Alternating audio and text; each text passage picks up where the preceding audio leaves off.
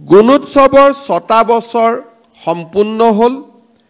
এই বছৰটো অসমত নিৰ্বাচনৰ বছৰ হ'ব। স্বাভাৱিকভাৱে জানুৱাৰী আৰু ফেব্ৰুৱাৰী মাহত আমি গুণোৎসৱ উদযাপন কৰিব নোৱাৰিম আৰু সেইবাবে 2026 বৰ্ষৰ মাজভাগতে আমি 7ম গুণোৎসৱ আয়োজন কৰিম। যিহেতু প্ৰত্যেক বছৰে আমি এবছৰ সময় পাওঁ, এইবাৰ আমি 18 মাহ সময় পাম আৰু তাৰ কাৰণে গুণোৎসৱক আমি নতুনকৈ কেনেকৈ সজাই পৰাই তুলিব পাৰোঁ। মোৰ অনুৰোধ থাকিব যে এক্সটাৰ্নেল ইভালুৱেটৰ চৰকাৰী কৰ্মচাৰীৰ লগতে আমাৰ যিসকল স্পিৰিটেড ইণ্ডিভিজুৱেলছ আছে, বিভিন্ন ৰাজহুৱা খণ্ডত কাম কৰে, ব্যক্তিগত খণ্ডত কাম কৰে, কিন্তু শিক্ষাৰ লগত তেওঁলোক নিবিড়ভাৱে জড়িত। মই ভাবোঁ যে এক্সটাৰ্নেল ইভালুৱেটৰ অকল চৰকাৰী কৰ্মচাৰীকে সন্নিৱিষ্ট কৰি নাৰাখি 20% ইভালুৱেটৰ আমি সমাজৰ পৰা অনাৰ ব্যৱস্থাও আৰম্ভ কৰিব লাগে, যাতে এই আন্দোলন এক চৰকাৰী আন্দোলনত নাথাকি এই আন্দোলনে যাতে সমগ্ৰ ৰাজ্যখনৰ প্ৰতিজন ব্যক্তিকে সামৰি ল'ব পাৰে। 20% আমি যেতিয়া চৰকাৰৰ বাহিৰৰ পৰা ইভালুৱেটৰ আনিম, আমি কৰা যিকোনো মূল্যাংকনক প্ৰত্যায়িত কৰিব। It will be a added certification যে গুণোৎসৱ খালি এটা চৰকাৰী ব্যৱস্থাই নহয়, এক ৰাজহুৱা আন্দোলন বা it is a movement by the people of Assam, not by the government of Assam. মই এই ক্ষেত্ৰত সমগ্ৰ শিক্ষা অভিযানক কাম কৰিবলৈ আহ্বান জনাম। দ্বিতীয়তে, আমাৰ প্ৰতিটো কামক আমি কেনেধৰণে নিজে মূল্যাংকন কৰিম। 2013 চনত আমি শিক্ষক নিযুক্তিৰ প্ৰক্ৰিয়াটোক আমি ৰাজনীতিৰ পৰা আঁতৰাই আনিছিলোঁ। মেধাৰ ভিত্তিত আমি নিযুক্তি দিয়া আৰম্ভ কৰিছিলোঁ। কিন্তু মেধাৰ ভিত্তিত নিযুক্তি দিয়াৰ পিছত আমি প্ৰত্যেক দিনাই এটা সমস্যাৰ সন্মুখীন হৈ আছোঁ যে দুৰ্গম অঞ্চলত আমাৰ শিক্ষক শিক্ষয়িত্ৰী থাকিব নোখোজে। তেখেতসকলৰ ব্যক্তিগত অসুবিধা থাকিব পাৰে, বিভিন্ন কাৰণ থাকিব পাৰে, কিন্তু সেই কাৰণবিলাকৰ পিছতো আমি এটা কথা চিন্তা কৰিব লাগিব যে আজিও অসমৰ 2000খনতকৈ অধিক স্কুলত এজন শিক্ষক আছে আৰু তাৰ কাৰণ শিক্ষকৰ অভাৱ নহয়, তাৰ কাৰণ হৈছে the problem of retaining the teachers. কেতিয়াবা কেতিয়াবা আমি যিকোনো সভালৈ গ'লে চাউথ চালমাৰা, ধুবুৰী, গোৱালপাৰা, বৰপেটাত নিযুক্তি পোৱা শিক্ষক শিক্ষয়িত্ৰীসকলে তেওঁলোকৰ পিতৃ মাতৃসকলে আমাক ৰাজনৈতিক, মানসিক, সামাজিক মাধ্যম, হোৱাটছআপ এই গোটেইবিলাক মাধ্যমৰ জৰিয়তে হেঁচা প্ৰয়োগ কৰে যে এই বিদ্যালয়ত আমি থাকিব নোখোজো, আমাক ট্ৰান্সফাৰ কৰক। তেখেতসকলৰ ব্যক্তিগত অসুবিধা আমি বুজি পাওঁ, কিন্তু এটা কথা আমি জানিব লাগিব যে চৰকাৰ হিচাপে চাউথ চালমাৰাটো আমি শিক্ষক দিব লাগিব, ধুবুৰীটো শিক্ষক দিব লাগিব, বৰপেটাটো আমি শিক্ষক দিব লাগিব, আমি গোৱালপাৰাটো শিক্ষক দিব লাগিব, চিৰাঙতো আমি শিক্ষক দিব লাগিব, পশ্চিম কাৰ্বি আলঙতো আমি শিক্ষক দিব লাগিব, কাৰ্বি পাহাৰ ডিমা হাছাওতো আমি শিক্ষক দিব লাগিব। আমি দুখন অসমৰ সৃষ্টি কৰিব নোৱাৰোঁ যে এখন অসম উন্নত হ'ব, আনখন অসম পিছ পৰি থাকিব। ইয়াৰ সমাধান কি হ'ব পাৰে? মই শিক্ষা বিভাগক আহ্বান জনাম যে এজনীয়া শিক্ষক থকা স্কুলবিলাকক লৈ আপোনালোকে এটা বেলেগ কেডাৰ সৃষ্টি কৰক আৰু শিক্ষক নিযুক্তিৰ প্ৰক্ৰিয়াত সেই স্কুল কেইখনৰ বিপৰীতে নিযুক্তি আৰম্ভ কৰক, যাতে it is not transferable for life. অৰ্থাৎ যেনেকৈ কলেজৰ এপইণ্ট হয়, Gurucharan Cotton college, Pragjyotish college, Arya college, Dhemaji Moridhal college, তাৰ পৰা ট্ৰেন্সফাৰ পোষ্টিং নহয়। গতিকে জিলা পৰ্যায়ৰ শিক্ষক নিযুক্তিৰ ব্যৱস্থাটোক বদলি কৰি অন্ততঃ অসমৰ 3000 প্ৰাথমিক বিদ্যালয়ত by the name of the school আপোনালোকে এডভাৰটাইজ কৰক।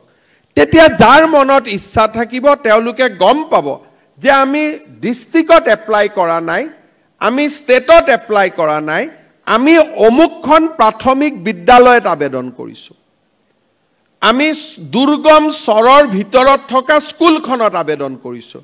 তেতিয়া ডেফিনেটলি ছোৱালীজনীয়ে নিজেই আবেদন নকৰিব বা সেই চৰখনৰ ল'ৰায়ে তাত আবেদন কৰিব, কাৰণ তেওঁ জানে যে এইখন গাঁৱত মই কেনেকৈ পঢ়াব পাৰিম বা এই ভিতৰুৱা পাহাৰীয়া জিলাখনত মই কেনেকৈ থাকিব পাৰিম।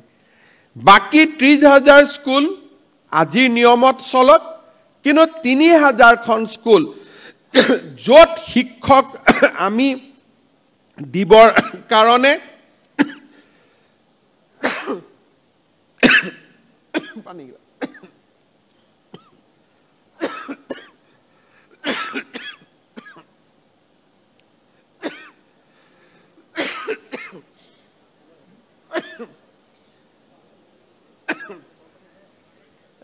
বটল জানো কি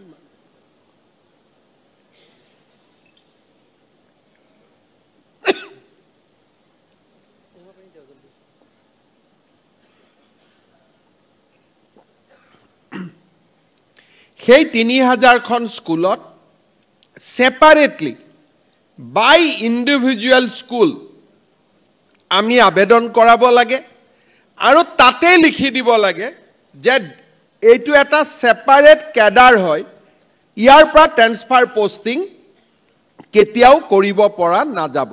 অৰ্থাৎ ডিব্ৰুগড় জিলাৰ ষ্টুডেণ্ট এজনে সাউথ সালমাৰা স্কুল এখনত তেতিয়া নিজে আবেদন নকৰে, প্ৰথমতে জিলাখনৰ নামত আবেদন কৰি ট্ৰান্সফাৰ আৰু পোষ্টিঙৰ যিটো ব্যৱস্থা শিক্ষা বিভাগত লাহে লাহে নেক্সট 10 years আমি তাক নোহোৱা কৰিব লাগে।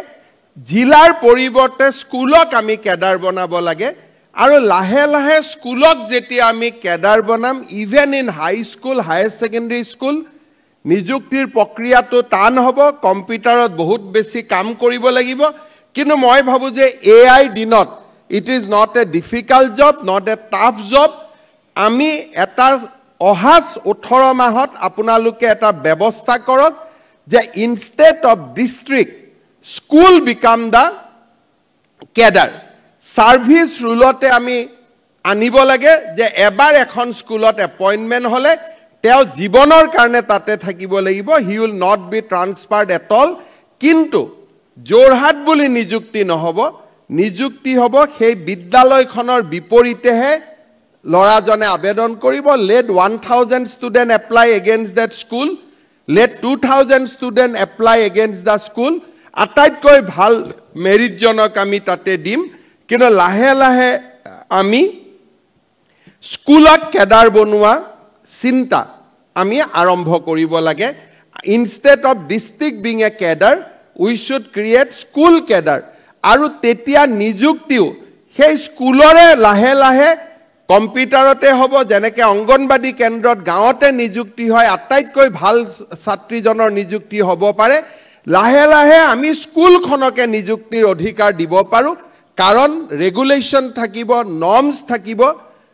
অংগনবাদীত যেনেকৈ হায়েষ্ট মেৰিটৰ ষ্টুডেণ্টজনক গাঁৱত এপইণ্টমেণ্ট হ'লেও দিবই লাগে, তেনেকৈ আমি প্ৰাথমিক শিক্ষকজনৰ নিযুক্তিটো হায়েষ্ট ষ্টুডেণ্টজনে পাব। But that can be advertised by the school also. It is not required that this advertise has to be only from Director of Elementary Education. তেতিয়া ডিব্ৰুগড় শিৱসাগৰৰ ল'ৰা ছোৱালীয়ে সাউথ সালমাৰাৰ কথা চিন্তাও নকৰিব।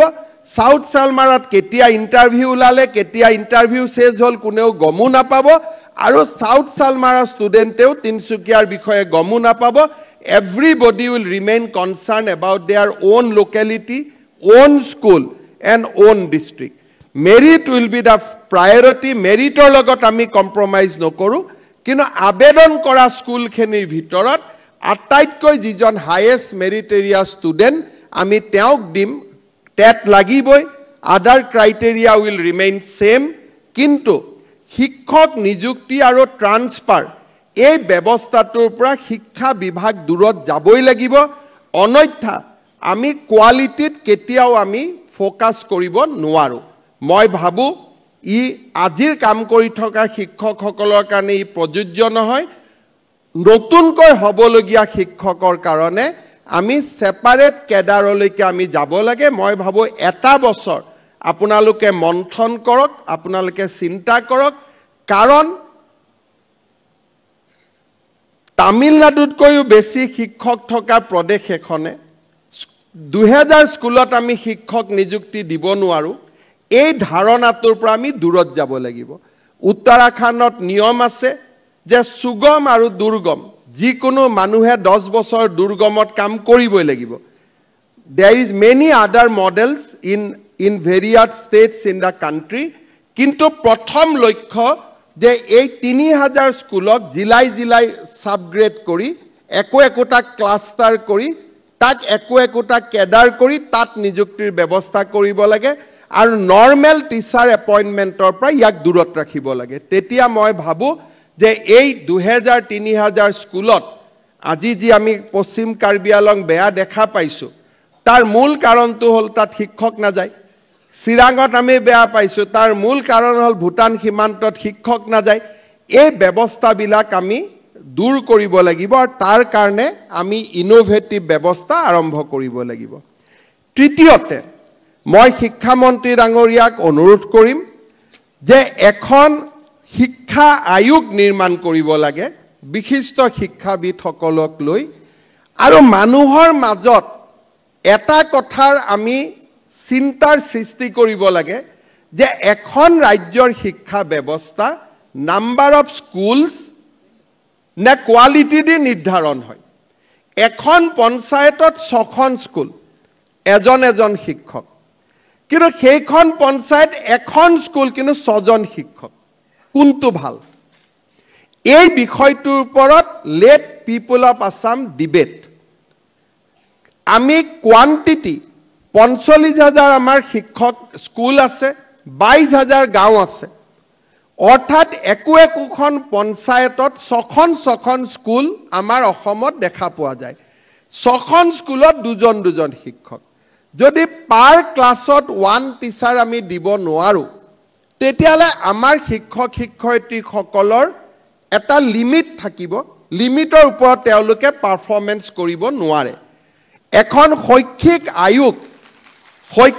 আয়োগ এটা আমি নিৰ্মাণ কৰিব লাগে যে এখন ৰাজ্যৰ শিক্ষা ব্যৱস্থা নাম্বাৰ অফ স্কুলে প্ৰতিনিধিত্ব কৰে নে নাম্বাৰ অফ কোৱালিটি স্কুলে প্ৰতিনিধিত্ব কৰে কোনটো যদি আমাৰ প্ৰত্যেক পঞ্চায়তত বা প্ৰত্যেক ৰেভিনিউ ভিলেজত এখন স্কুল থাকক কিন্তু সেইখন স্কুলত প্ৰতিটো ক্লাছতে এজন শিক্ষক থাকক মই ভাবো ৰাজ্যৰ শিক্ষা ব্যৱস্থালৈ ভাবিব নোৱাৰা পৰিৱৰ্তন আহিব স্কুল কমিব কিন্তু চৰকাৰৰ খৰচ নকমে কাৰণ number of teachers will be মোৰ আজি যদি অসমত 1 লাখ শিক্ষক আছে শিক্ষক 2 লাখ হ'ব কিন্তু স্কুল আমাৰ কমিব যাতে এখন স্কুলত আমি প্ৰত্যেক ক্লাছত এজন শিক্ষক দিব পাৰো instead of number of schools এই বিষয়ত আমি সিদ্ধান্ত লব উপযুক্ত নহয়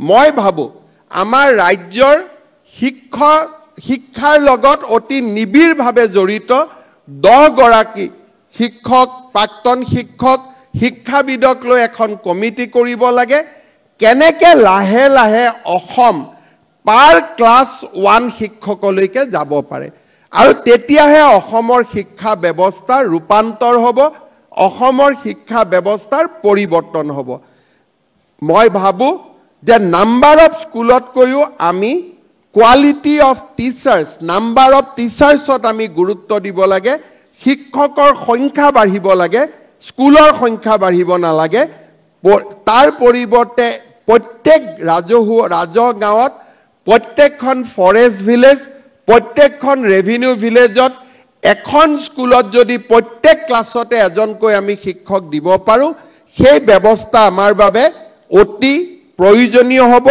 আৰু সি আমি আগবাঢ়ি যোৱাত আমাক সহায় কৰিব।